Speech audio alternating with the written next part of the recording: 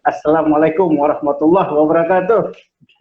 Waalaikumsalam warahmatullahi wabarakatuh. Apa kabar? Ini hujan di Banda Aceh. Wah, ini alhamdulillah sehat ya.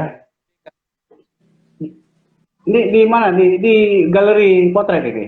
Ya di Potret Gallery. Ya Oh, oke. sambil menunggu Nah, waktu sahur ya. Bagaimana suara terdengar? iya, ini agak putus-putus. Di sana gimana Pak Tab? Terdengar nggak Hah? suaranya? Suara nggak putus? Hah? Nggak. Ya walaupun agak sedikit lambat ya. Agak sedikit lambat ya. Ya, karena jauh dari Hah? Jakarta ke Banda Aceh. Gimana Pak Tab? Kegiatan gimana sekarang? Mungkin gini, saya Kegiatan? perkenalkan dulu dah. Nggak, saya perkenalkan dulu ke teman-teman yang dengar itu sudah saya perkenalkan lewat Facebook sama Instagram saya. Pak, teman-teman, Pak Tabrani Yunis adalah seorang aktivis advokasi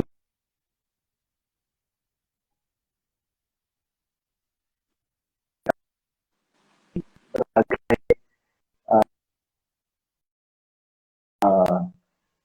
rajin turun ke desa-desa menemui anak-anak ibu di sana untuk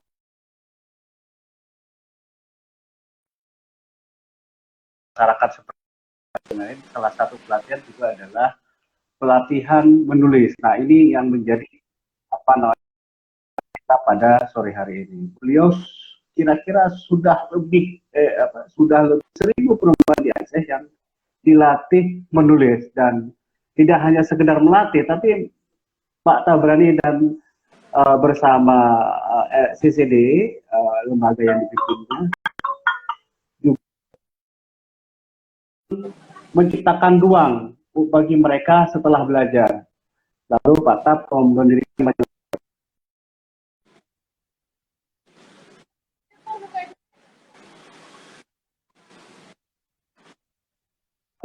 membaca ke anak-anak tak mampu di berbagai pelosok Aceh. Nah, dia datang sendiri Gimana? membawa sepeda-sepeda itu dan menyerahkan langsung Sorry, ini kebetulan hujan di Banda Aceh, hujan deras dan apa namanya malah di kegiatan Payakumbuh itu juga sekarang sekarang ini sedang banjir bandang. ya.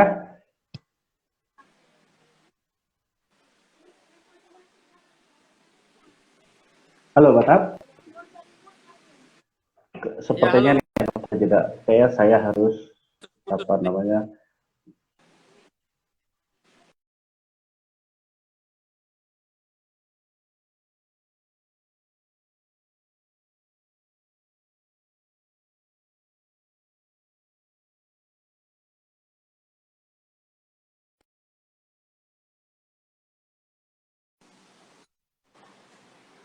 Oke, Gimana udah Pak Mus? lancar Batak. Ah. Nah, bagaimana apa namanya kegiatan Pak Tab nih selama pandemi corona nih? Ada masalah nggak? Ada terganggu nggak kira-kira? Sorry, ini suaranya agak kecil ya. Saya coba cari tempat yang Hmm. Oke, saya coba cari tempat yang sedikit apa? Sunyi. Uh, Tidak terlalu apa? Ya. Bagaimana Pak Mus? Gimana? Selama pandemi corona ini kegiatan Pak Tab itu terganggu apa tidak? Atau Pak Tab masih Tergantung bisa? Hmm. ya, sebenarnya tergantung kegiatannya apa. Kalau kegiatannya di Hmm. Hmm. luar, otomatis Hmm. itu ya Hmm. terganggu. Hmm. Misalnya Hmm. kegiatan-kegiatan di toko seperti ini, ya Hmm. ketika wabah corona itu menjadi ancaman, ya tentu saja Hmm. Hmm. Hmm. Hmm. kegiatan-kegiatan ekonomi bisa menjadi Hmm. Hmm. sangat Hmm. terganggu. Misalnya turunnya omset Hmm. penjualan ya disebabkan Hmm. Hmm. orang-orang yang Hmm. memilih berada di rumah. Kalaupun Hmm. kita melakukan online, ya kita tetap lakukan juga lewat online, Hmm. Hmm. penjualan lewat online. Hmm. Namun Hmm. demikian ya kelusuan ekonomi sangat dirasakan selama sebenarnya kelusuan ekonomi bukan hanya pada saat corona Hmm. mewabahnya corona, tetapi sebelum itu juga sudah mulai dirasakan di tempat kita. Oh gitu. Nah, kalau kegiatan lain Terus, untuk kegiatan menulis masih tetap juga saya memposting tulisan-tulisan di hmm, potretonline.com, di hmm, majalah hmm, anakcerdas.com. Itu hmm. tetap setiap hari saya lakukan, bisa siang, bisa malam. Kalau Kayak malam yang ya saya persis. biasanya melakukan di rumah, tapi kalau Hmm, siang hmm, melakukan di sini. hmm. Oh gitu. Jadi apa Begitu namanya ini punya cerita dua pendeknya. pendeknya. Nah, masih ada versi Ya, cetak kan itu? Versi cetak masih ada. sorry nggak Versi kedengaran. versi versi Kegiatan cetak di mana? majalah potret dan anak versi cetaknya majalah potret dan anak Sorry, agak cerdas. putus-putus. Nah, versi cetak majalah Kenapa, anak Bos? cerdas masih ada. Versi cetak majalah masih ada. Oh, Apa majalah. oleh Kalau ini majalah potret, ya. ya. Ini majalah potret dan Uh, ini majalah anak cerdas yang kita terbitkan. Tetapi saat ini ya sesuai dengan kondisi kita tidak menerbitkan yang edisi cetak, tetapi kita karena untuk mm, majalah potret itu di ya www.potretonline.com dan kalau anak mm, cerdas di www.majalahanakcerdas.com. Jadi sekarang kita sudah beralih kepada online. Jadi online ya. karya anak-anak, karya masyarakat itu ya tetap kita muat tapi Mm, di edisi mm, online. mm. Ya, sesuai dengan Oh kondisi jadi saat. Mengapa kita lakukan ini? Yang pertama memang mm, mm, karena mm. majalah, mencetak majalah, saya pikir sudah kehilangan era. Tetapi Ya, ya, ya. sekarang sudah semuanya beralih ke online. Ya, ya memang sekarang online semua lah. Karena yang kos untuk cetak majalah juga besar gitu ya. Ya, mahal sekarang, jadi tidak cocok untuk kita jual. Iya, iya, iya, iya. Nah, terus apa kalau pelatihan-pelatihan masih aktif Pak? Pak?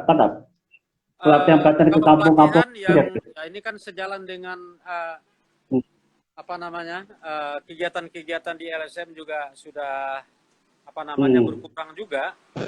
hmm, Kan semakin sulit kita mendapatkan sumber pendanaan untuk membiayai pelatihan-pelatihan. Kalau saya hmm, pelatihan hmm, malah selama ini ya itu memang saya harus hmm, hentikan dulu ya karena hmm, memang kalau apalagi dengan kondisi sekarang. Nah, sudah hmm, setahun lebih ya kita tidak melakukan pelatihan itu lagi di kantor atau di Women Training Center ya karena memang hmm, hmm, keuangan tidak mendukung lagi. Tetapi hmm, kegiatan-kegiatan hmm, pelatihan misalnya ke sekolah-sekolah ini hmm, ya kita juga mencoba mengajak pihak sekolah dalam hmm, gerakan literasi. Saya memberikan latihan kepada siswa, kepada anak-anak SMP atau juga kepada anak SD dalam hmm, rangka membangun gerakan menulis di kalangan anak-anak. Ya, hmm, paling tidak kita bisa mengatakan membangun gerakan berkarya sejak usia dini. Jadi mulai dari anak SD itu kita bina bagaimana caranya mereka untuk termotivasi menulis. Nah, jadi hmm, hmm. setelah tulisan-tulisan mereka menulis, lalu tulisan mereka itu kita ketik. Jadi kita Ya, ambil ya. tulisannya Oh, Batak yang yang kecil sendiri masih gitu. ditulis di tangan, lalu kita Hmm, ketik sendiri dan hmm, kita hmm. posting.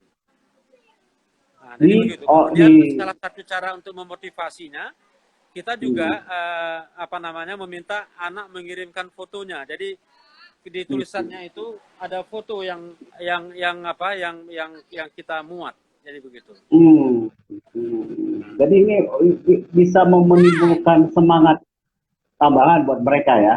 Jadi Iya. karya mereka ada di media, lalu apa namanya ada fotonya segala gitu ya. Hmm. Ya kalau anak-anak itu ya Hmm, kita memang ya apa namanya sedang memotivasi mereka. Nah, ketika hmm. mereka tuh karya mereka kita muat, jadi mereka akan termotivasi. Nah, Ya. itu apa kegiatan pelatihan di sekolah-sekolah itu tiap apa? Rutin tiap bulan ada gitu? Oh enggak, ini sangat tergantung kepada kan Hmm, kita juga hmm, tidak semua orang mau hmm, mengundang, hmm, tetapi hmm, kita hmm, karena hmm. memang di apa semangat untuk membangun gerakan literasi, jadi Hmm. kita mencoba menghubungi sekolah dan kita menawarkan diri untuk memberikan jasa kepada mereka ya tanpa kita tidak meminta pungutan biaya apa ya, kecuali kalau memang mereka memberikan ya alhamdulillah, kalau tidak ya kita juga tidak berharap. Jadi yang paling penting bagi kita adalah bagaimana kita bisa menyebarkan pengetahuan, kita menyebarkan keterampilan dengan harapan kita bisa membangun gerakan literasi, karena persoalan literasi itu adalah persoalan anak bangsa saat ini. Jadi di satu sisi anak-anak kita semakin malas membaca, maka di sisi lain bagaimana kita bisa mengharapkan mereka bisa menulis kalau mereka memang semakin jarang membaca. Oleh sebab itu salah satu caranya adalah bagaimana anak-anak sejak usia dini itu sudah memiliki karya, dan karya mereka kita publikasikan. Ketika karya mereka itu dimuat, mereka tahu, dan kita kasih tahu ini sudah dimuat ya. Silakan dilihat, silakan dikunjungi ya Potret Online atau dikunjungi majalah anakcerdas.com. Itu yang kita lakukan. Nah, Ada mereka di antara mereka ada yang sudah bisa menembus media-media umum. Di antara mereka kalau yang selama ini kita latih, kalau yang dewasa, apalagi mahasiswa ya tentu saja ya karena mereka memang terus berlatih, jadi itu akan ada yang sudah menembus di media-media lain.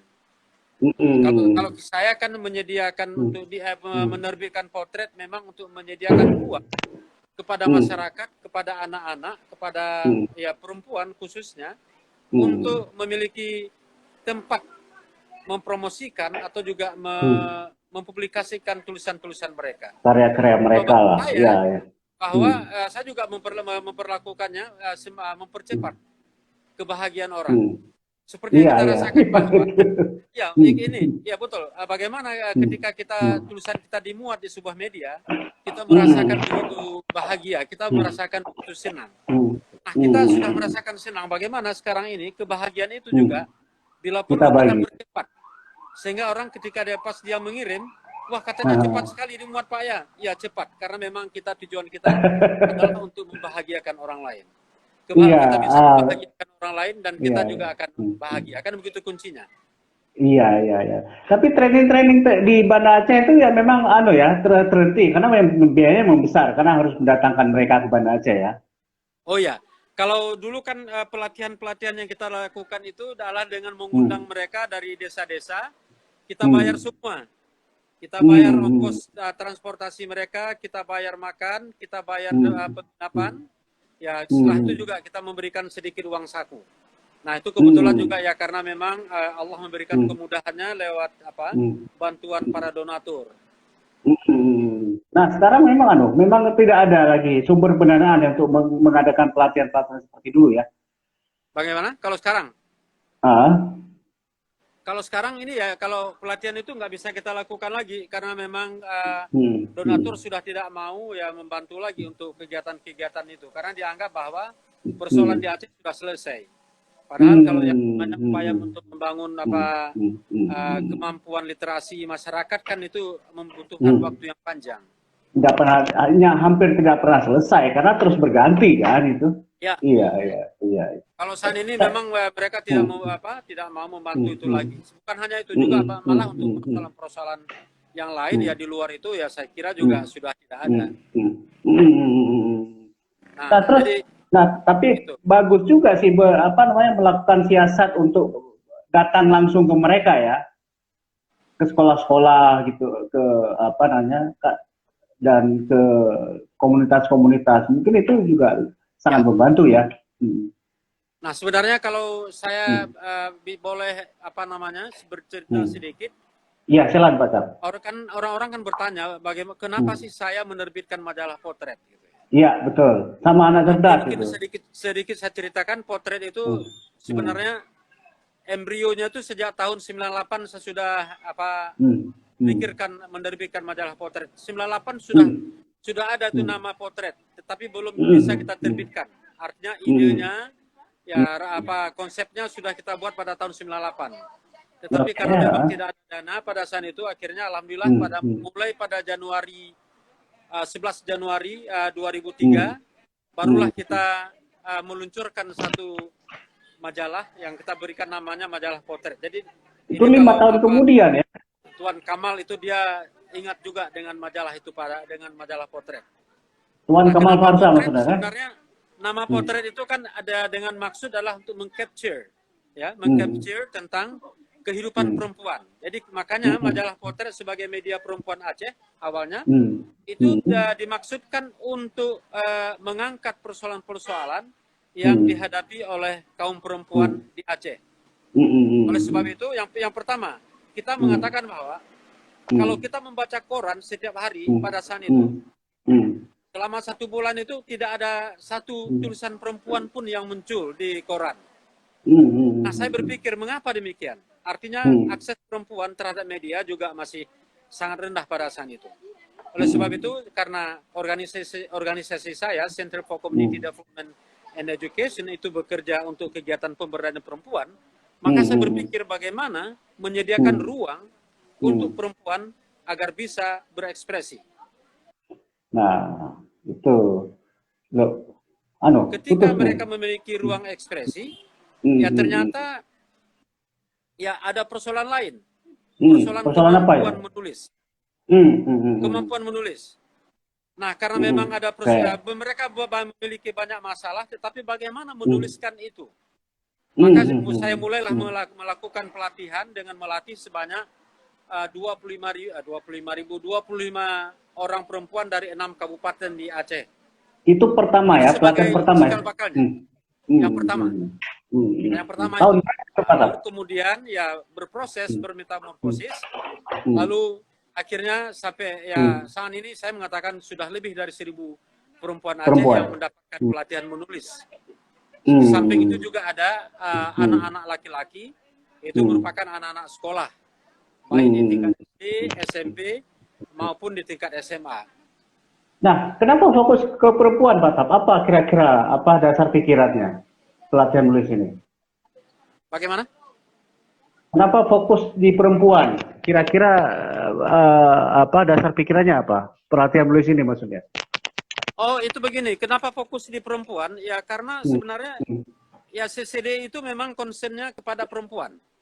Jadi perempuan dan anak. Jadi CCDE bekerja untuk kegiatan pemberdayaan dan penguatan perempuan dan anak. Jadi sejalan dengan visi dan misi di CCDE. Nah, apa yang membuat saya sedikit boleh bersenang hati? Majalah potret itu bisa bertahan sampai ya kalau dalam bentuk majalah sampai 15 tahun terbitnya. Mengapa bisa terbit 15 tahun? Ya karena memang kita bergerak dari impian, dari visi, ya. Dalam arti bukan misi bisnis.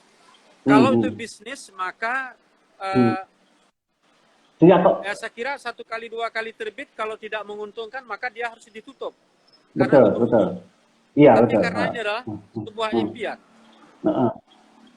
sebuah idealitas. Sorry. Ya, ini berangkat dari sebuah idealisme. Nah, jadi alhamdulillah sampai 15 tahun masih bisa terbit.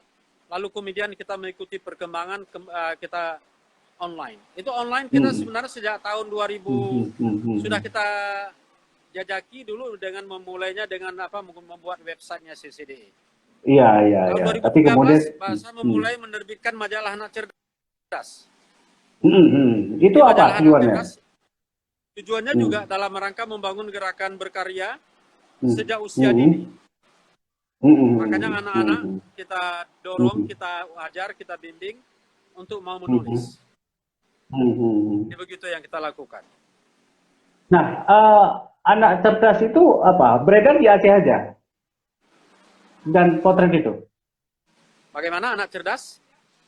Anak cerdas dan potret beredar di Aceh aja atau sampai keluar? Nah, sebenarnya kedua media ini terbit di Aceh. Saya mengatakan majalah potret merupakan satu-satunya majalah perempuan yang terbit di Aceh dan beredar nasional, walaupun jangkauannya tidak begitu luas. Begitu juga dengan majalah Anak Cerdas. Nah, kalau lihat di majalah potret, yang awalnya dengan menggunakan tagline media perempuan Aceh, lalu berubah menjadi media perempuan ya kritis dan cerdas. Mengapa? Ini karena sudah melibatkan, jadi banyak penulis dari luar Aceh yang juga mengirimkan tulisannya ke majalah Potret. Bahkan juga banyak penulis yang dari luar negeri yang mengirimkan dalam bahasa Inggris. Saya muat dalam bahasa Inggris. Jadi Oh ada ya, langsung dalam bahasa Inggris, Pak. majalah Potret itu. Oke, berarti apa penulisnya sangat Begitu beragam. juga majalah Anak Cerdas, penulisnya ada juga dari luar negeri. Oh ya. Baik anak-anak yang anak Indonesia yang berada di luar negeri, mereka mengirimkannya ke majalah Anak Cerdas. Seharusnya berbanggalah kita memiliki dua media yang bisa terbit di Aceh. Coba lihat berapa banyak media yang terbit di Aceh, tapi dalam waktu yang singkat mereka tutup semua. Iya, alhamdulillah kita masih tetap bertahan karena walaupun saat memang ini dengan online. Memang benar seperti Pak Tab bilang tadi, kalau berpikir bisnis, kita nggak mungkin menerbitkan majalah tanpa untung gitu kan. Hanya ya pasti tutup gitu loh. Tapi kan ini kan bukan urusan bisnis, tapi urusan idealis ini kan. Iya, idealis. Jadi sudah benar Pak. Idealis. Kalau seandainya bisnis kita dalam satu kali, dua kali tidak ada untung, kita tutup. Iya. Nah, kegiatan-kegiatan Pak Tab sekarang ini yang online, saya sudah tidak punya tenaga lagi untuk maksudnya gini, saya tidak memiliki staff yang mengurus itu, tapi mohon maaf ini single fighter. Oh ya, saya mengerjakannya kapan saja, tengah malam pun saya kerjakan. Oh gitu. Karena memang saya itu merupakan sebuah kepuasan batin bagi saya. Jadi persoalannya adalah persoalan kepuasan batin. Tadi mati lampu. Pak Tab, itu ada pertanyaan tuh dari Wiliana itu. Coba Pak Tab baca. Bagaimana perkembangan ada pertanyaan tuh dari ada pertanyaannya. Nah, saya baca aja. Perkembangan literasi perempuan-perempuan Aceh yang pernah ikut ya. Mereka jadi apa sekarang kira-kira gitu. Nah, kalau berbicara tentang perkembangan, sebenarnya saya mendapatkan rasa bahagia dari itu bahwa kebanyakan di antara mereka ya mengalami sebuah perkembangan yang cukup berarti. Ya mereka mampu bukan hanya bisa membaca, bisa menulis, tapi yang menuliskan adalah pada level yang sudah lebih tinggi sebenarnya. Tapi kalau kita lihat perkembangannya adalah mereka juga berani tampil di publik setelah mendapatkan pelatihan-pelatihan semacam ini. Mereka kalau ada masalah, mereka sudah berani mengungkapkan persoalan-persoalan mereka lewat tulisan-tulisan mereka. Ini menurut saya adalah sebuah hal yang perkembangan yang cukup bagus dalam pengembangan literasi di kalangan perempuan. Nah, ini yang sekarang ini kalau kita lihat di media sudah semakin banyak perempuan yang menulis. Saya ketika melihat itu semakin banyak yang menulis, terus terang mengatakan itulah sebuah kebahagiaan bagi saya, sebuah kepuasan batin. Nah, yang perempuan-perempuan yang ikut pelatihan menulis itu apa? Tingkat pendidikannya seperti apa? Sarjana kah? SMA kah? Atau apa? Nah, yang namanya ibu rumah tangga, sebenarnya mereka bayangkan sudah berpuluh tahun tidak pernah memegang pulpen, tapi kita undang dan kita latih. Hanya dalam waktu 3 hari. Paling tidak bisa menceritakan hal-hal yang sederhana dari kehidupan mereka, dari persoalan yang mereka hadapi. Mereka memiliki banyak sekali persoalan, tapi tidak memiliki media. Bagaimana memiliki keterampilan dan media untuk menyampaikan persoalan-persoalan mereka. Kalau mereka sudah berani menulis di media, itu sudah bagus ya. Jadi, pendidikan usia dan pendidikan itu bermacam-macam ya. Dari sisi usia dan pendidikan. Ibu-ibu rumah tangga. Jadi kita bisa bayangkan ibu rumah tangga mulai dari usia muda sampai dengan usia 50-an tahun.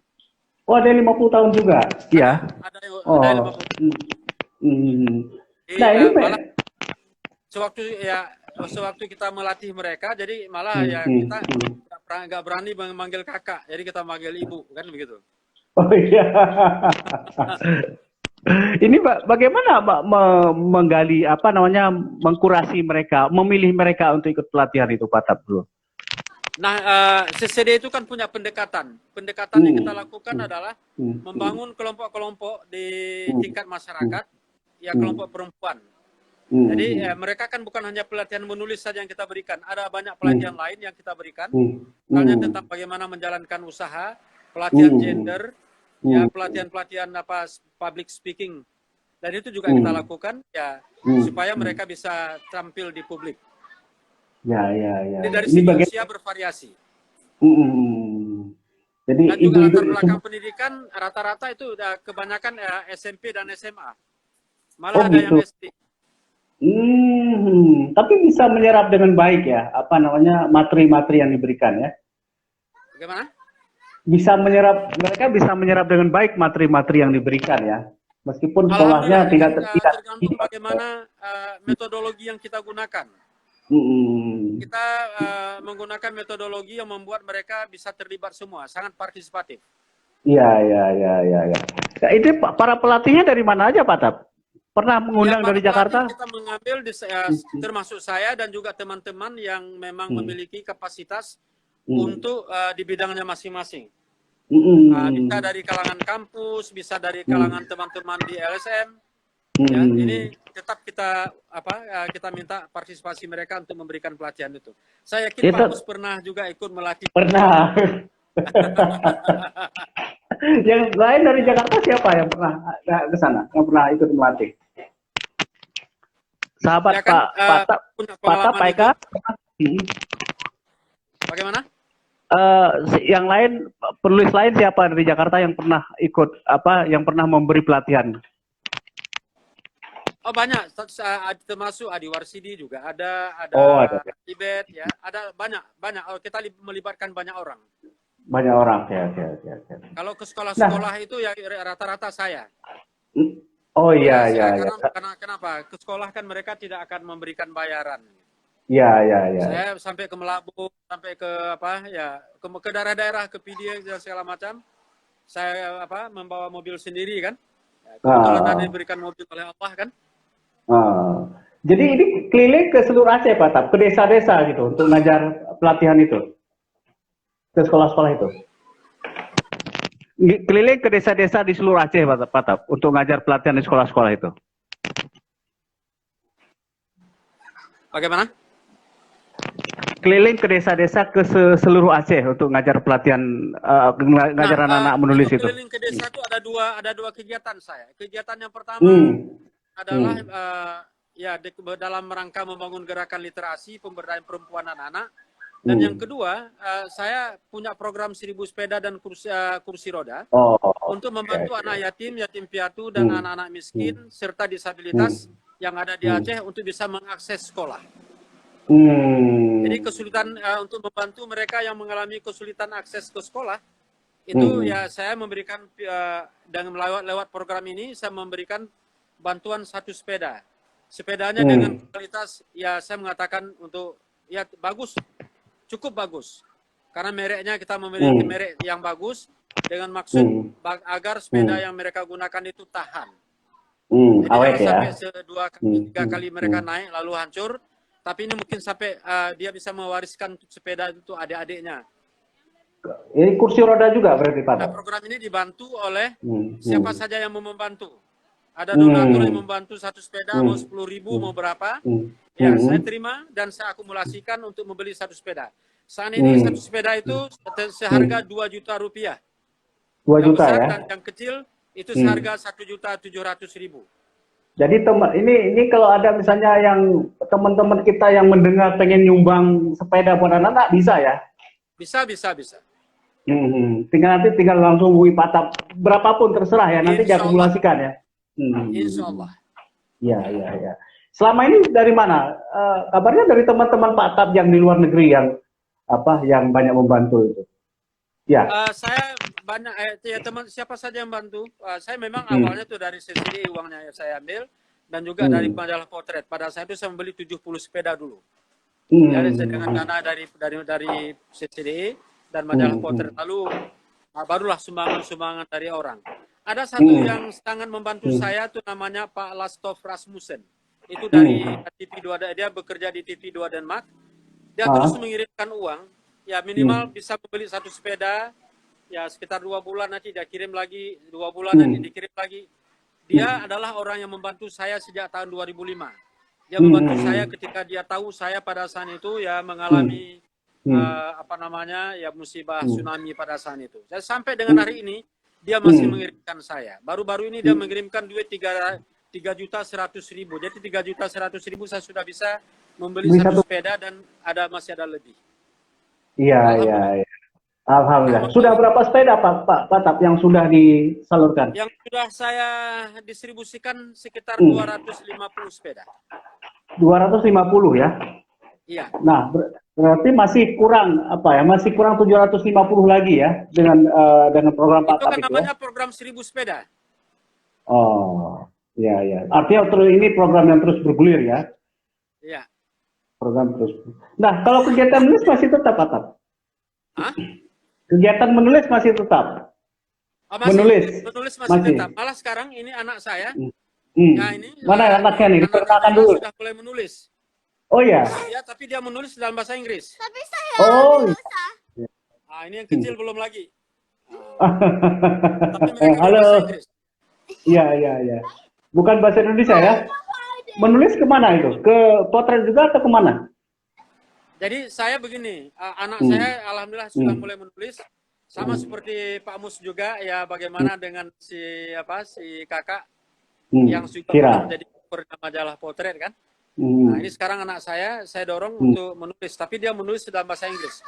Ya nggak ada masalah, saya bisa bantu juga. Kalau ada kesalahan-kesalahan saya tinggal bantu edit. Iya, iya, iya. Oke. Kalau Pak Tap sendiri aktif terus nulis ya? Kira-kira masih aktif, saya menulis di Potret Online dan juga menulis di Kompasiana. Nggak bisa dicerita sedikit bagaimana awal Pak Tap menulis itu? Kan saya kenal Pak Tap dulu sebagai guru bahasa Inggris kan. Waktu itu saya kursus di IC itu. Ya, saya memulai menulis itu sebenarnya berawal sebenarnya saya kan orang yang sangat mencintai TTS. Ya. Berarti menulis berangkat dari TTS di rumah saya. Ya. Nah, jadi kapan itu? Pengetahuan itu ya kemudian setelah apalagi sewaktu kuliah, Nela, can you make it not very noisy? Oke, sewaktu saya kuliah kan saya mulai mencoba menulis, tapi pada saat itu belum berani mengirimkan ke media. Tapi ya di kala terbitnya Serambi Indonesia mulailah saya menulis. Saya ingat sekali itu pada tanggal 14 Juni tahun 1989. Tulisan pertama saya dimuat di Serambi Indonesia. Ya, saya mengulas tentang pembelajaran bahasa Inggris. Waktu itu Pak Tap itu sudah guru di SMA 3 ya? Iya, jadi pas saya menulis langsung dimuat. Jadi akhirnya saya terdorong dalam sebulan saya bisa 4 kali tulisan saya dimuat di Serambi pada saat itu. Fokusnya kemana? Isu pendidikan? Isunya saya sesuai dengan bidang saya pendidikan awalnya. Jadi pendidikan ya? Jadi pendidikan kemudian berkembang sosial, ya perempuan dan lingkungan. Ya kadang ada juga menulis persoalan-persoalan ekonomi. Tapi masih seputar yang diurus, yang dikerjakan di CCDE ya. Ya kan ekonomi juga dikerjain semua kan di situ kan? Ya, artinya melihat tentang isu-isu yang sedang berkembang. Nah, Pak, sampai sekarang masih mengajar Pak Tap? Sekarang saya masih mengajar, saya mengajar di SMA dan juga kebetulan saya dipercaya juga mengajar, diundang sebagai dosen luar biasa di sebuah universitas. Saya mengajarkan bahasa Inggris dan entrepreneurship. Ini di mana saya? Di mana saya? Oke. Nah, ini baru-baru ini menerbitkan buku kumpulan puisi juga, Pak Tap. Judulnya suara, ya bagaimana? Iya. Nggak, baru-baru ini juga menerbitkan buku kumpulan puisi itu. Itu bagaimana cerita awal juga menulis puisi? Kan yang Pak Tap lebih fokus untuk nulis esai kan, opini kan itu. Ya, sebenarnya saya menulis puisi juga sudah sejak tahun 91. Cuma saya tidak berani tampil dengan puisi saya. Karena orang mengatakan lah, Tabrani kan bukan seorang penyair, masa menulis puisi. Tabrani itu ahlinya hanya di opini. Oh tapi gitu. Saya menyimpan dua puisi itu. Dulu tahun 91 puisi saya itu berjudul Celoteh seekor perkutut kampung yang tersesat di belantara Jakarta. Jadi masih ingat nggak Pak? Serambi. Cuma pada hari itu satu puisi yang dimuat, tunggal. Tunggal ya? Ya. Nah, masih ingat nggak Pak Tap puisi itu? Coba dibacakan. Puisi itu adalah sebenarnya pada tahun 91 kan saya ke Jakarta. Jakarta saya tersesat. Jadi saya mempersonifikasikan ya burung perkutut itu adalah saya yang tersesat di belantara kota Jakarta pada tahun 91. Ya. Jadi itu Nah, puisi yang pertama. Selanjutnya saya juga menulis puisi-puisi itu saya simpan. Dan terakhir ya saya menulis puisi banyak saya posting di Kompasiana. oh di blog Kompasiana ya. Kenapa nggak dikirim ke media, Pak Tat? Saya orangnya tidak sabar. Saya tidak mau menunggu terlalu lama. Oh gitu. Apalagi kalau puisi saya atau tulisan saya ditolak. Saya itu nggak mau. Jadi saya ingin juga cepat seperti juga saya mempercepat tulisan orang-orang lain. Oh, oke. Nah, bisa diperlihatkan bukunya mungkin ke teman-teman yang mau ini? Oh, sebenarnya di dalam buku yang satu ini, ini ingat nggak? Oh iya, ada juga itu, benar. Ini juga ada puisi saya. Betul. Puisi saya yang sekarang ini, itu ya? Ya. Kulukis namamu di awan. Itu bercerita tentang apa, Pak Tab?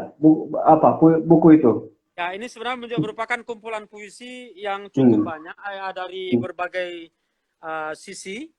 Namun demikian isi yang paling adalah tentang pengalaman saya, bagaimana hidup ya, tentang kehilangan saya, kehilangan anak dan istri ketika bencana tsunami. Bagaimana kerinduan saya, bagaimana rasa kesusahan saya yang saya ungkapkan dalam puisi. Ketika saya menuliskan puisi itu tentu saja saya menderakan air mata. Nah, ketika saya menderakan air mata, artinya merupakan salah satu cara bagi saya untuk melepaskan diri saya dari trauma. Jadi menulis puisi juga menjadi obat bagi diri saya. Di dalam puisi yang ya kala terjadinya ya dari bencana tsunami itu. Jadi ya ketika saya kangen, ketika saya teringat mereka, maka di sana itulah saya menuliskan puisi. Nulis puisi ya. Jadi otak bisa mengekspresikan rasa rindu, pikiran, rasa sedih, saya ungkapkan di situ semua. Jadi memang banyak bercerita tentang kerinduan. Nah juga ya puisi itu mulai dari dulu sampai juga dengan saat ini. Juga saya juga menulis puisi tentang ya tentang keluarga saya saat ini. Juga menulis tentang persoalan sosial, lingkungan. Ya, misalnya di dalam puisi itu ada tentang banjir bandang yang melanda di negeri Seribu Bukit.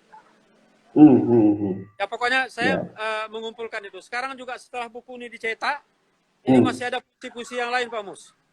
Oke, berarti kita akan cetak lagi. Bisa diterbitkan lagi, Pak Tab.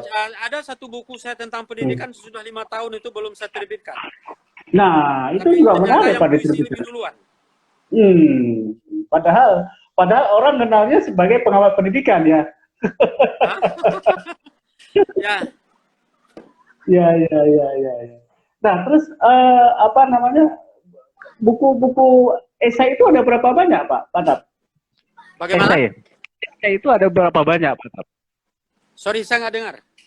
Esai, opini-opini, tulisan-tulisan opini itu ada berapa banyak yang yang terus sudah saya sebelum tsunami itu sudah 400 tulisan. Jadi sebelum tsunami sudah 400 tulisan yang saya tulis. Apalagi kemudian setelah tsunami saya juga masih produktif menulis. Kan alhamdulillah tulisan-tulisan saya ya untuk di tingkat nasional sudah pernah di Kompas.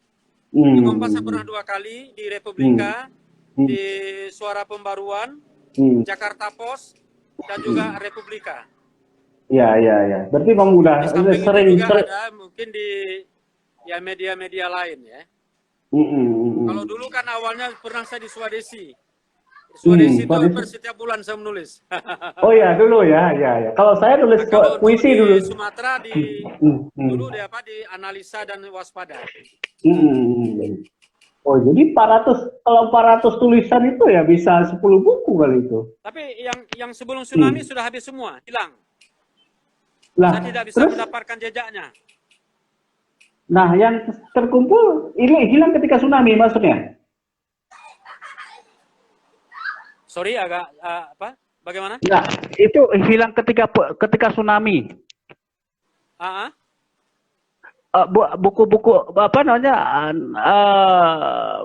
naskah-naskah tulisan itu hilang ketika tsunami. Iya, hilang ketika tsunami. Ya, waktu itu kan belum ada online. Nggak sempat Waktu itu belum ada diselamatkan online kan. misalnya Jadi nih. semuanya tulisan dalam bentuk saya dokumen. Saya punya dokumen saya kumpulkan. Ya, hanyut ketika rumah saya juga disapu oleh tsunami pada saat itu. Tidak ada teman yang menyimpan tulisan Pak Tap yang di tempat lain gitu. Yang misalnya Tempat yang di lain luar saya Aceh coba gitu. cari di analisa juga nggak dapat, nggak ada apa. Jadi juga diwaspada nggak ada. Jadi Kita ke hanya tinggal ke Serambi. tulisan-tulisan yang pasca tsunami. Ya, ya, ya.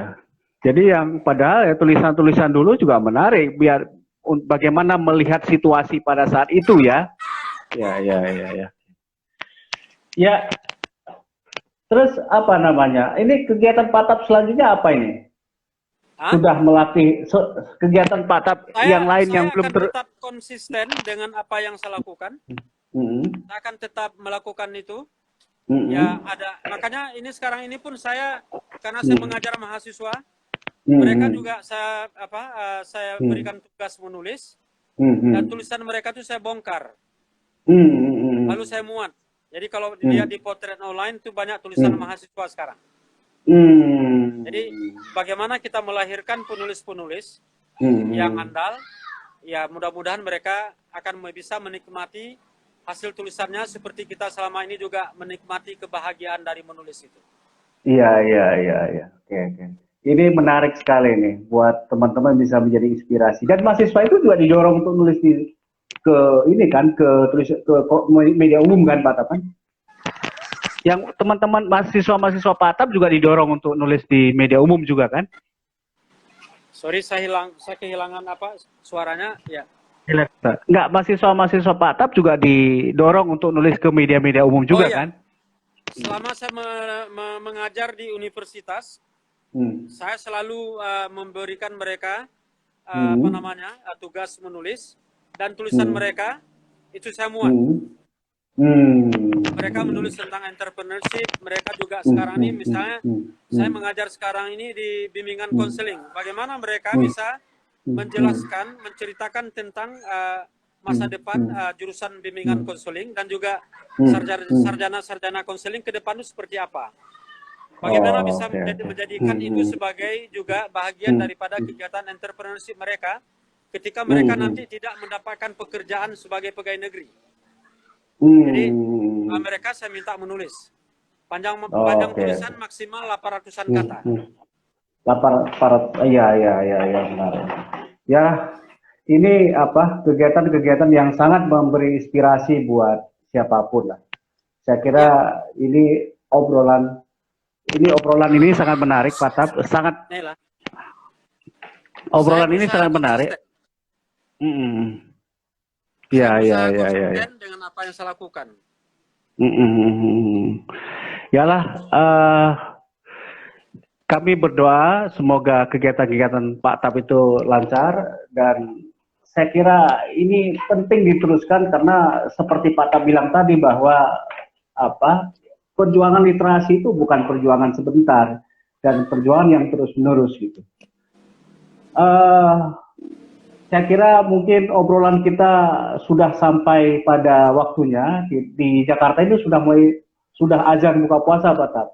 Jadi ini terima kasih sekali kita sudah mengobrol banyak dan meskipun waktunya pendek, ini sudah memberi banyak hal lah buat kita semua.